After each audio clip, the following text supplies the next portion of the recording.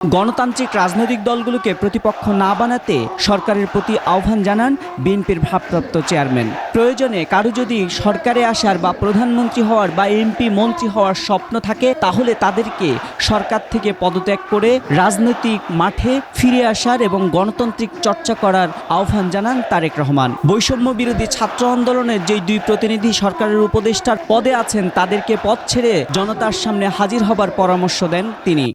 অন্তর্বর্তীকালীন সরকারের প্রতি আবারও আহ্বান জানিয়ে বলতে চাই, গণতান্ত্রিকামী জনগণ এবং গণতন্ত্রের পক্ষের রাজনৈতিক দলগুলোকে দয়া করে প্রতিপক্ষ বানাবেন না। যদি আপনাদের কেউ রাষ্ট্র পরিচালনায় থাকতে চায় তাহলে সরকার থেকে পদত্যাগ করে জনগণের কাতারে আসুন, নির্বাচন করুন। যদি ভবিষ্যতে নির্বাচনে জনগণের রায় পান তাহলে আবার সরকারের দায়িত্ব গ্রহণ করুন। জনগণের বিশ্বাস ভালোবাসা নষ্ট হয় অন্তর্বর্তীকালীন সরকারের এমন কোনো পদক্ষেপ নেওয়া ঠিক হবে না।